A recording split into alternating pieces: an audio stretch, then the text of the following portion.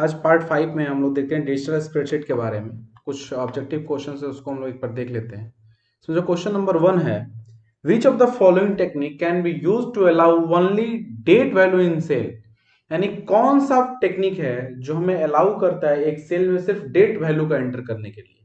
इसमें जो ऑप्शन दिया हुआ है, data formatting, data sorting, data filtering and data validation. इसका मतलब एक समझते हैं हम। डेटा फॉर्मेटिंग का मतलब जो भी डेटा आप एंटर कर रहे हो उसको कैसे हम लिखें, वो डेटा फॉर्मेटिंग कहलाता है। सॉर्टिंग का मतलब होता है आप उसको कैसे अरेंज कर रहे हैं, सेंडिंग ऑर्डर डिसेंडिंग ऑर्डर में अरेंज कर रहे हैं। फिल्टर का मतलब होता है आप किसी डेटा को आप फिल्टर कर रहे हैं, यानी कि अलग निकाल रहे हैं। ठीक है। और यहाँ जो डेटा वैलिडेशन है, डेटा को आप वैलिड कर रहे हैं, डेटा मेरा सही है कि गलत है। इसमें जो करेक्ट आंसर है वो है आपका डी, डेटा वैलिडेशन। ठीक है। अब आते क्वेश्चन नंबर 2 पे। Dash allow you to gather data from different worksheets into a master worksheet। यानी वो कौन सा चीज है जो हमें अलाउ करता है किसी डेटा को लेने के लिए और किसी डेटा को डिफरेंट वर्कशीट से लेने के लिए और उनको एक वर्कशीट में या फिर मास्टर वर्कशीट में ऐड करने के लिए।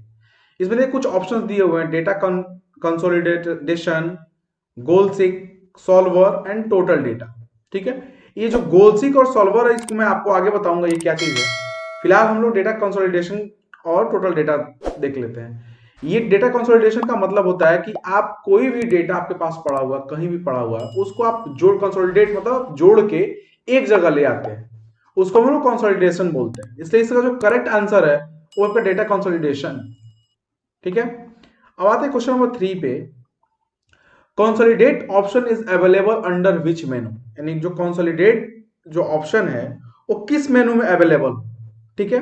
तो उसमें जो अवेलेबल होगा वो डेटा मेनू, क्योंकि आप डेटा को ही कंसोलिडेट कर रहे हैं इसलिए ये डेटा मेनू में अवेलेबल होता है। अब आते हैं क्वेश्चन नंबर 4 पे। We can consolidate data by.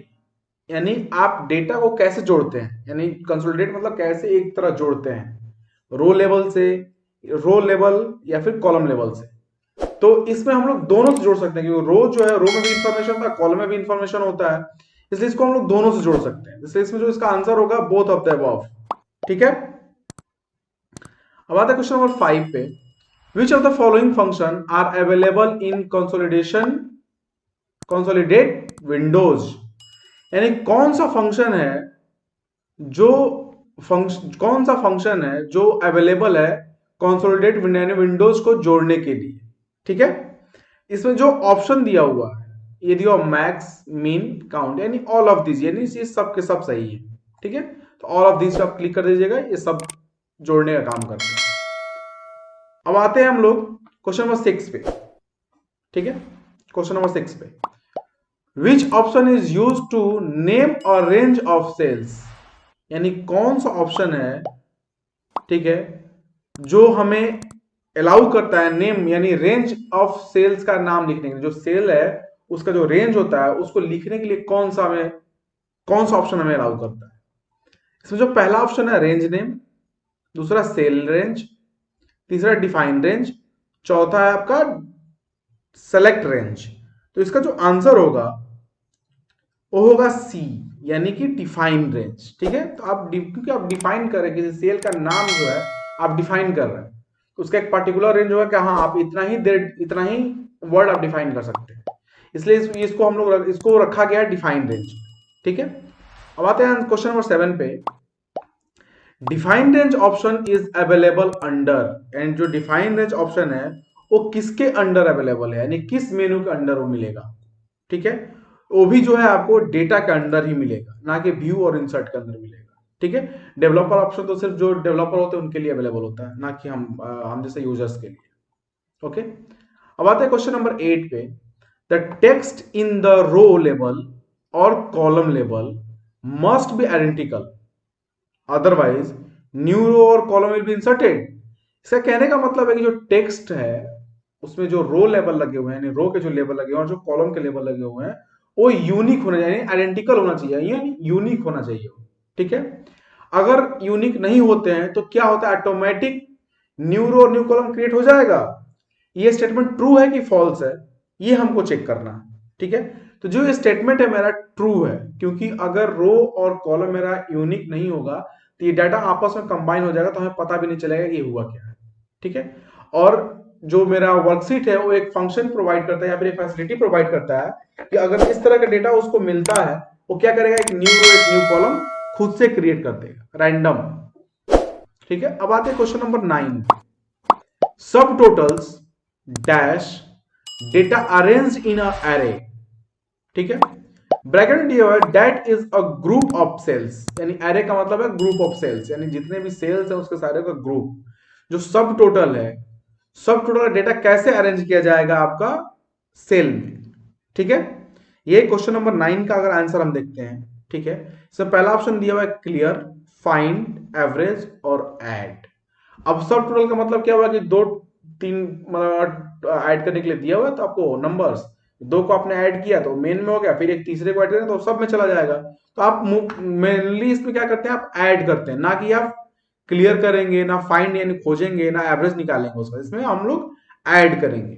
ठीक है, अब आते हैं क्वेश्चन नंबर 10 पे, सब टोटल्स इज अवेलेबल इन विच मेनू, यानी किस मेनू में ये अवेलेबल होगा, डेटा मेनू में अवेलेबल होगा, क्योंकि हम लोग डेटा को ही कंसोलिडेट कर रहे हैं, डेटा को ही हम लोग ऐड कर रहे हैं। ठीक है, डेटा को ही हम लोग इंसर्ट करें से ये सब डेटा मेनू में ही अवेलेबल।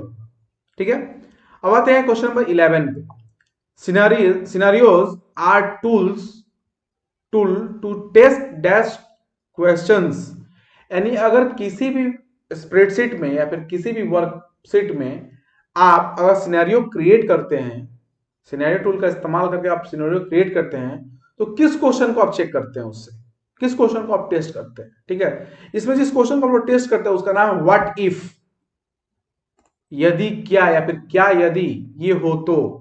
ठीक है, व्हाट इफ। अब आते हैं हम लोग क्वेश्चन नंबर 12 पे, when we print a spreadsheet only content of active scenario is printed, यानी अगर आप किसी स्प्रेडशीट को प्रिंट करते हैं तो उसमें जो टेक्स्ट लिखे रहते हैं, यानी जो सिनेरियो उसमें लिखा रहता है, क्या वही प्रिंट होता है, तो ये स्टेटमेंट मेरा ट्रू है, तो इसमें हम ट्रू पे क्लिक कर देंगे। ठीक है, अब आते हैं क्वेश्चन नंबर 13 पे, we can shift from one scenario to another scenario by, यानी अगर आपको एक सिनेरियो से दूसरे सिनेरियो पे जाना है, यानी एक वर्कबुक से दूसरे वर्कबुक पे जाना है, या फिर एक सीट से दूसरे सीट पे जाना है, तो आप कैसे जाएंगे। ठीक है, इसमें देखिए पहले ऊपर दिया हुआ नेविगेटर, यानी आप नेविगेटर के थ्रू जाएंगे। ठीक है, बाकी जो आपका फाइंड एंड रिप्लेस तो ये आपको खोजना और मतलब रिप्लेस करने का ऑप्शन है, डेटा सोर्स में और डेटा कहां से है, नॉन ऑफ द इसमें होगा नहीं। ठीक है, अब आते हैं हम लोग क्वेश्चन नंबर 14 पे, to select random multiple cell hold down dash key as you click on each cell, यानी कि अगर आपको रैंडम मल्टीपल सेल को सेलेक्ट करना है तो आप किस की को होल्ड करें। ठीक है, फॉर एग्जांपल हम एक बार इसको देख लेते हैं, मैं यहां एक्सेल ओपन करता हूं, एक बार हम लोग देख लेते हैं इसको। ठीक है, अभी मेरा एक्सेल ओपन हो गया, मान चलिए कि मुझे ये सेल सेलेक्ट करना है। ठीक है, इसको रैंडम मुझे, मैं यहां सी पे सेलेक्ट किया हूं और मुझे सिलेक्ट करना है आपका ओ, तो हमको ओ पे सिलेक्ट करना होगा, जैसे सी हट जाएगा, तो इसके लिए हम कंट्रोल की को प्रेस करेंगे और जहां जो हम जो चाहेंगे वो हम सेलेक्ट कर सकते हैं। दिख रहा, सिलेक्ट दिख रहा आपको, जहां चाहेंगे वहां रैंडम कहीं भी सिलेक्ट हम कर सकते हैं कंट्रोल के थ्रू। ओके, इसमें जो करेक्ट आंसर होगा वो होगा CTRL, कंट्रोल। ठीक है, अब आते हैं क्वेश्चन नंबर 15 पे, गोल सिक ऑप्शंस अवेलेबल इन विच मेनू, यानी जो गोल सिक ऑप्शन है वो किस में अवेलेबल होगा, वो होगा आपका टूल्स मेनू में। ठीक है, आगे से ही लेक्चर खत्म होगा, मैं गोल सिक के बारे में आपको बताऊंगा गोल सिक होता क्या है। ठीक है, अब आते हैं comment in create scenario dialog box is optional. हाँ, ऑप्शनल भी हो सकता है, नहीं भी हो सकता है, आप जैसे चाहे वैसा कर सकते हैं। ठीक है, आप चाहे तो कमेंट लगाए, चाहे तो ना लगाइए, ऑप्शन, इसलिए मेरा ऑप्शन ये ट्रू है। कमेंट आप चाहें तो करें, नहीं चाहे तो ना करें, ये आपके ऊपर डिपेंड करता है, इसलिए इसे कहने का मतलब मेरा स्टेटमेंट ट्रू है, ये स्टेटमेंट ट्रू है।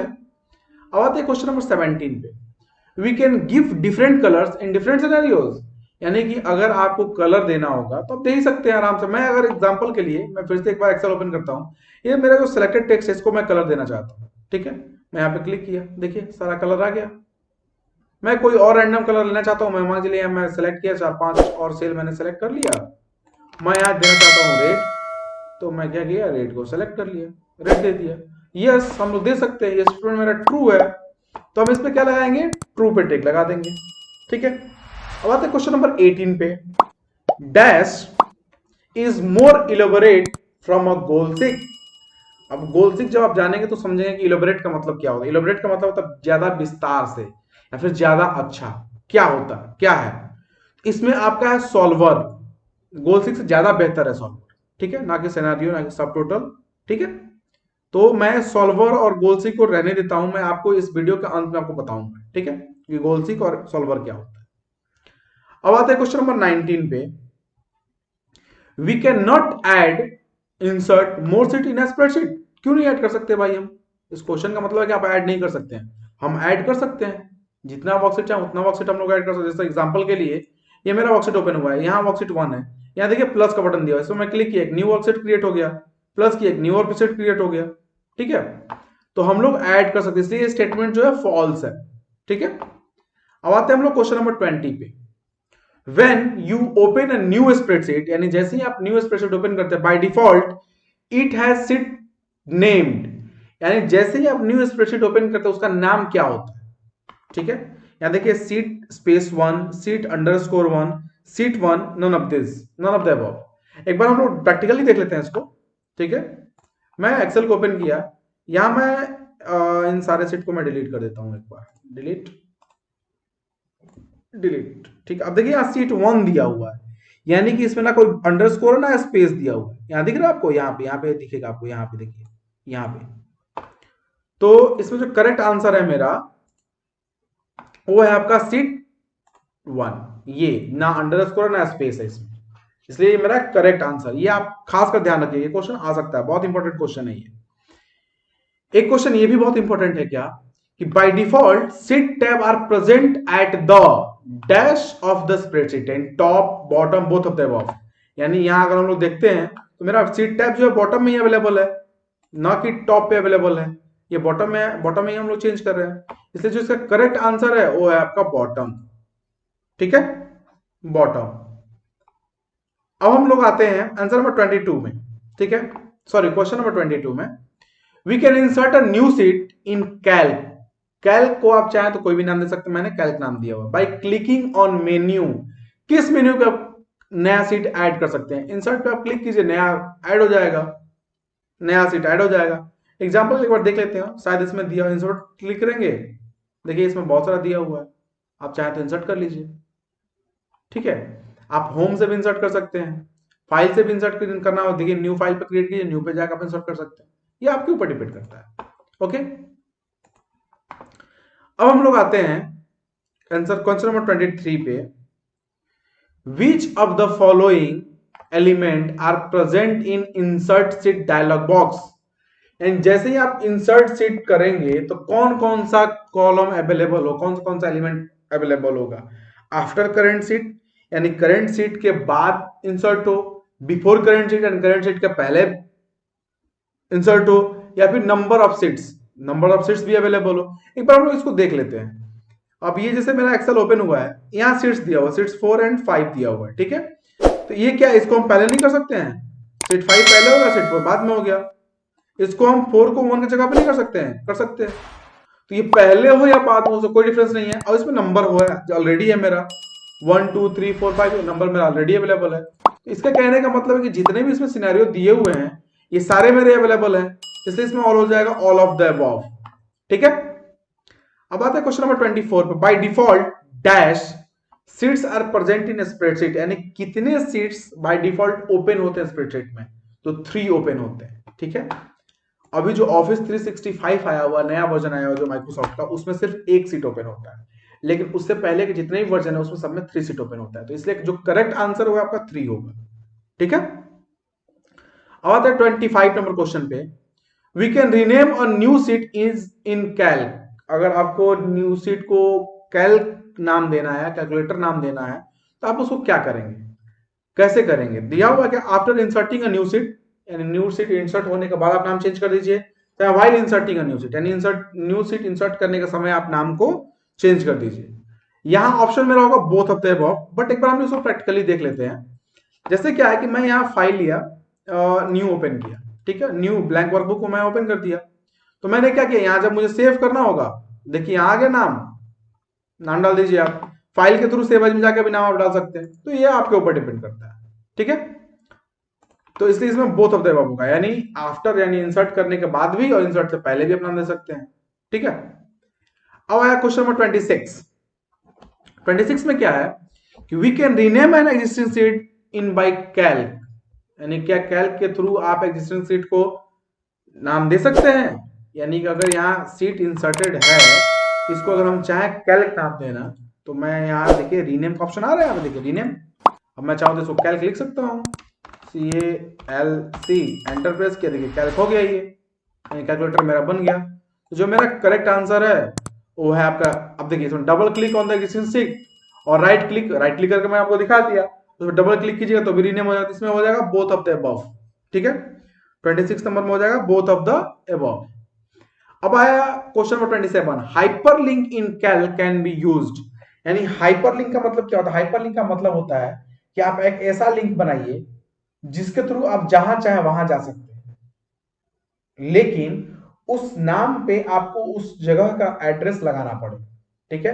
इसे इसमें दिया हुआ क्या है कि to jump from one sheet to another sheet, to jump from one sheet to website, to jump from one section to another section of the same sheet. ये मेरा सबका सारा कुछ मतलब जो ऑप्शन दिया है सही है। एक बार इसको हम लोग इंसर्ट करके देख लेते हैं कैसे इंसर्ट किया जाता है। वर्कबुक टू मैं कट वन को कट कर दूं, डोंट सेव। ये मेरा कैल्क ओपन हुआ, अब मुझे इंसर्ट करना है, ठीक है। तो मैं इसको जाऊंगा इंसर्ट में, ठीक है। यहाँ देखिए लिंक दिया हुआ है, लिंक में मैं क्लिक करूंगा इंसर्ट लिंक, ठीक है। कोई भी आप चाहें यहाँ लिंक टेक्स्ट डिस्प्ले करने के लिए दिखा दीजिए, मैं समान लिख दिया मैं यहाँ हेलो, ठीक है। और ये कहाँ इसको हमको ऐड करना है, लिंक टू लिंक इन कह रहा है, तो आप एग्जिस्टिंग फाइल और वेब पेज, यानी एग्जिस्टिंग फाइल और वेब पेज हम कर देते हैं और बुकमार्क ओपन करते हैं और यहाँ मैं दे देता हूँ सेल का रेफरेंस मांगा, सेल का रेफरेंस मुझे नहीं देना है, मैं एड्रेस दे देता हूँ, ठीक है। GOOGLE.co.in, ठीक है, ओके कर दिया। अब देखिए यहाँ आ गया, मैं जैसे ही click, address site is not valid, please check the address and try again, यानी आपको जो एड्रेस आपने लिखा है वो गलत लिखा है, उसको आप चेक कर लीजिए एक बार। तो मैं एक बार इसको चेक कर लेता हूँ, इसको चेक कर लेता हूँ एक बार। मैं क्या किया, यहाँ से इसको डिलीट कर दिया, ठीक है, ओके। मैं दोबारा से इंसर्ट करता हूँ एक बार, इंसर्ट न्यू लिंक, यहाँ मैं लिख दिया GOOGLE गूगल, ठीक है। यहाँ एड्रेस कह दिया www.google.com, ठीक है। अब यहाँ मैं ओके कर दिया, ठीक है। अब इसको मैं जैसे प्रेस कर दूँ, देखता हूँ क्या करता है ये। अब देखिए गूगल खुल गया, यानी मेरा जो लिंक है वो क्रिएट हो गया, अंडरस्टैंड। अपने क्वेश्चन पे, तो इसमें ऑल ऑफ द अबव, यानी क्या होगा कि एक जगह से आप दूसरी जगह जा सकते हैं, उसके लिए हम लोग हाइपरलिंक क्रिएट करते हैं, ठीक है। दिया हुआ if you have two spreadsheet in a same folder link to each other, यानी कि अगर एक फोल्डर में दो स्प्रेडशीट है, यानी दो वर्कबुक है आपका, मतलब एक्सेल सीट है, ठीक है, and you move the entire folder to a new location, यानी उसमें अगर हाइपरलिंक लगा हुआ है उसके बाद ही आप उस फोल्डर को उठा कर मूव कर देते हैं दूसरे जगह पे, और रिलेटिव हाइपरलिंक विल बी, क्या वो हाइपरलिंक काम करेगा? यस, वो काम करेगा, क्योंकि आप हाइपरलिंक का एड्रेस नहीं चेंज कर रहे हैं, आप सिर्फ फोल्डर उठा के दूसरी जगह पेस्ट करते रहे, लेकिन दोनों स्प्रेडशीट तो अपने जगह पर पड़ा हुआ है, इसलिए वो काम करेगा, ठीक है। दिया hyperlink option is available in which menu, hyperlink option जो है किसमें अवेलेबल होगा, 29 नंबर जो है उसमें डी में आप प्रेस कर दीजिए उसको, यानी इंसर्ट में होगा। अब देखिए यहाँ इंसर्ट में दिखा रहा था, यहाँ इंसर्ट में गए, यहाँ लिंक पे आया, इंसर्ट लिंक करने की बात कर रहा है, हाइपरलिंक क्रिएट हो गया यहाँ से, ठीक है। इस पर क्लिक करें, देखिए यहाँ लिखा हुआ ऊपर एडिट हाइपरलिंक, यहाँ पे एडिट हाइपरलिंक, तो जो मेरा आंसर है वो करेक्ट है, ठीक है। आते हैं लास्ट क्वेश्चन नंबर 30 पे, you can link a text in spreadsheet to any web URL, अभी मैंने किया था, ट्रू कर दीजिए, यानी आप किसी भी स्प्रेडशीट को क्या किसी यूआरएल से लिंक कर सकते हैं, हाँ कर सकते हैं, क्यों नहीं कर सकते हैं हम, ठीक है। तो ये मेरा जो करेक्ट आंसर है वो है ट्रू। अब इसको हम लोग सबमिट करते हैं, एक बार देखते हैं कितना क्वेश्चन आया होगा, ठीक है। व्यू स्कोर कर देते हैं 30/30, दिख गया, आपको दिखेगा 30/30, तो यहाँ आपको दिख रहा होगा हर क्वेश्चन करेक्ट है, एक बार आप इसको देख लीजिएगा। मैं एक टॉपिक आप लोगों को छोड़ा था गोलसिक और आपका सॉल्वर के बारे में। तो गोलसिक जो है वो एक एक्सेल फंक्शन है और कुछ नहीं, ये फंक्शन है। गोलसिक जो है एक फंक्शन है सॉल्विंग अ डिजायर्ड आउटपुट, यानी कुछ ऐसे आउटपुट जो उसको मिलते हैं उनको सॉल्व करता है, जिन जो एक्सट्रीमली यूजफुल होते हैं, ठीक है। और इनका अधिकांश इसका इस्तेमाल फाइनेंशियल मॉडलिंग में की जाती है। फाइनेंशियल मॉडलिंग में बहुत सेंसिटिव जो होता है फाइनेंशियल मॉडलिंग, उसमें गोलसिक का इस्तेमाल किया जाता है। आपको उसमें वैल्यू बार बार चेंज करने पड़ते हैं, ठीक है। मैं इंट्रोडक्शन आपको बता रहा हूँ, ये बहुत लंबा टॉपिक है, ठीक है। मैं आपको इंट्रोडक्शन बता रहा हूँ ये होता क्या है, ठीक है। दूसरा होता है सॉल्वर जो है। सॉल्वर जो है वो आपको किसी सेल में से आपको मिनिमम और मैक्सिमम जो फॉर्मूला लगा हुआ है उसको निकालने के लिए इस्तेमाल किया जाता है, ठीक है, किसी एक सेल में से। यही है आपका सॉल्वर और आपका गोल सी, ठीक है। तो आज के वीडियो में हम इतना ही रहने देते हैं। Thank you.